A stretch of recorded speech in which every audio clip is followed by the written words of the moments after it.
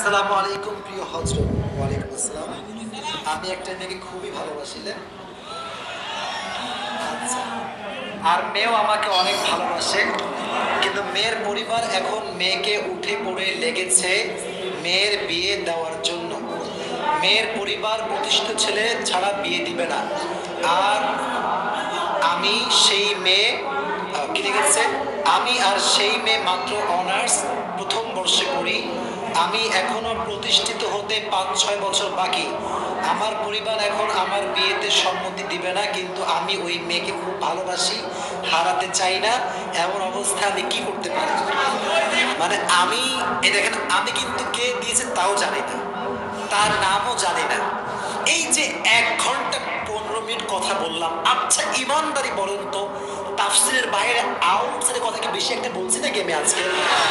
আপনি দেখবেন এটা যদি আমি উত্তর দেই, এটা ভাইরাল হয়ে যাবে। মানে আমি যে তাফসির করি 1.5 ঘন্টা 1 ঘন্টা, এইটা ভাইরাল করতে চায় না কেউ। যখন যুবকদেরকে হালকা একটু বাস দিই, এটাই ভাইরাল হয়ে যায়। জি জি, আল্লাহ হেদায়াত দান করুন। আমি উত্তর দেওয়ার ট্রাই করছি ইনশাআল্লাহ। মাশাআল্লাহ। কেউ উঠবেন না, কেউ ডান বাম করবেন না। যে যুবকের এই কষ্ট, আমি তার আব্বা আম্মার হেদায়েতের জন্য দোয়া করি, সকলেই পড়া আমি। এই প্রতিষ্ঠিত হতে হতে যুবকের অর্ধেক যৌবন শেষ হয়েছে। কি একটা মুশকিল ভাই। আর মেয়েদের বাপও কম দোষী না। আজকালকার মেয়ের বাপরা সরকারি টাকলা ছাড়া বিয়ে দিতে চায় না। पैसा तुम्हारी है तो लड़की भी तुम्हारी है, अगर पैसा तुम्हारे पास नहीं है फिर तुम्हारी कुछ भी नहीं है। This is the trend of Bangladesh.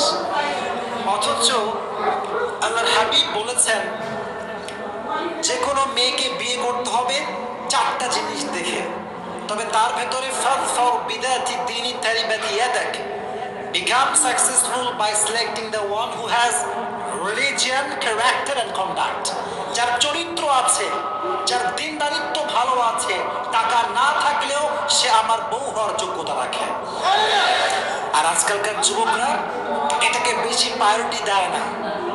আজকালকার যুবকরা খোঁজে কোথায় আটা সুন্দরী খুঁজে পাওয়া যায়। এটা হচ্ছে যুবকদের ক্যারেক্টার। আর নারীদের ক্যারেক্টারটা হচ্ছে, এরা বেশিরভাগ আছে এরকম, এরা দাড়িওয়ালা পছন্দ করতে চায় না, 5 ওয়াক্ত নামাজি পছন্দ করতে চায় না, সুন্দর তাকওয়াবান যুবককে পছন্দ করতে চায় না, সব গাঁজাখোরকে পছন্দ করতে চায়। এরকম মেয়েও বাংলাদেশে আজকাল আছে। তো এখানে যুবকের কষ্ট হচ্ছে, যুবকও রাজি কিন্তু পরিবারের সমস্যা, তাই না? শুধু এটা এই যুবকের সমস্যা নয়, এটা হাজার নয় লক্ষ কোটি যুবকের সমস্যা। এটা আব্বা জানে যে আমার মেয়েটা ওই ছেলেকে পছন্দ করে, আমার ছেলের আব্বাও জানে আমার ছেলে ওই মেয়েকে পছন্দ করে, বাট যে আব্বা আমার ভিতরে জেদ কাজ করে যে আমার ছেলে আমার হুকুমের বিরুদ্ধে কাজ করবে, এই অ্যাটিটিউড কাজ করে। অথচ আব্বা চান নিজের পছন্দের বিয়ে দিতে গিয়ে তার ছেলের পুরো জীবনটাকে নষ্ট করে দেয়। আজ থেকে নিয়ম হবে ভিন্ন।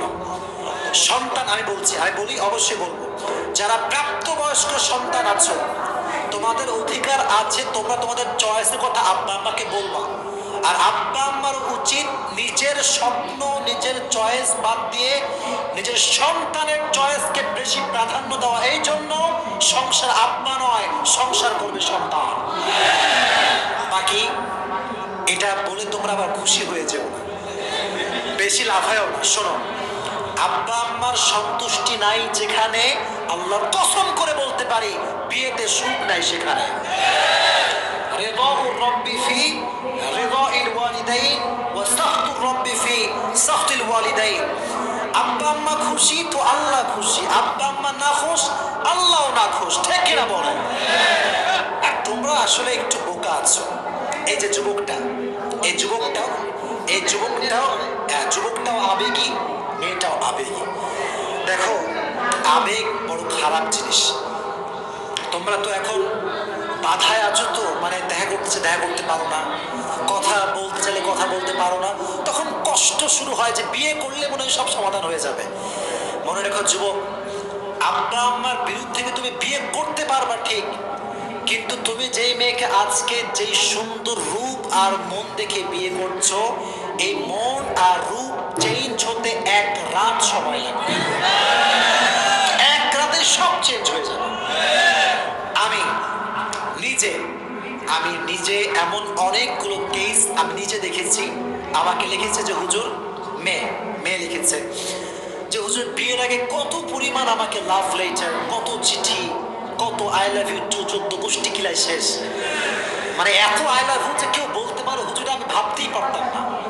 কিন্তু ঠিক সেই মানুষটাকে যখন আমি বিয়ে করলাম বিশ্বাস করে, আব্বা আম্মার মতের বিরুদ্ধে গিয়ে, বাবার বিরুদ্ধে গিয়ে, বোনের বিরুদ্ধে গিয়ে, আজ সেই যুবকটার চেহারা চরিত্রহীন যুবকের চাইতে খারাপ হয়ে গিয়েছে। এটা হচ্ছে আবেগের খেলা। আবেগ ঠিক না। যারা এই প্রশ্ন দিয়েছ তোমাদেরকে আমি বলবো, ডোন্ট বি ফ্রাস্ট্রেটেড, হতাশ হবা না। আব্বা আম্মাকে কনভিন্স করার ট্রাই করো। এখনকার যুবকদের সমস্যা হচ্ছে পড়ালেখা নাই, জীবনে কি করবে তাও জানে না, তাও যে জানে না তাও জানে না, আর এদিকে বিয়ে নিয়ে পাগল হয়ে থাকে। আর আব্বার দোষটা কোথায়? আব্বা তো চায় আমার সন্তানটা ভালো কিছু করুক, আমার সন্তানের পারিবারিক জীবনটা সুখী হোক, এটা প্রত্যেকটা বাবা চায় কি চায় না? অতএব তোমরাও ঠিক করবা না। আর আব্বা জানদেরকে বলছি, আপনারা দয়া করে যদি দেখেন ছেলেও পছন্দ করেছে, মেয়েও পছন্দ করেছে, আল্লাহর ওয়াস্তে মিলাই দেন। আমি আপনাদের পায়ে, এই যে আমার পায়ে আমার হাত, আমি বলি আমার এটা শেষ কথা, যদি আব্বা আম্মার এই সমস্যার কারণে সন্তানরা বিয়ে করতে না পারে, এই ছেলে যতদিন সেই মেয়ের সঙ্গে কথা বলবে এটা জেনার গুনাহ হবে, প্রত্যেকটা জেনার গুনাহ আপনার আমল নামায় জমা হবে। এটা যদি আব্বা না চান, আপনি একটা পদক্ষেপ নেবেন। এটা তাকবীর আলিল্লাহি তাকবীর। মেয়ের বাড়ির পদক্ষেপ হবে এইটা যে মেয়ে আমাদেরই থাকবে, আমাদেরই খাবে। ছেলের বাড়ির পদক্ষেপ হবে এইটা, ছেলেও আমাদের থাকবে। বাট আচ্ছা ভাই, আচ্ছা বাসায় যদি একজন নারী আসে, তোমার কি বাসায় এতই অভাব যে একজন মেয়ে খাওয়াতে পারবো না? কথা ঠিক কিনা বল না কেন?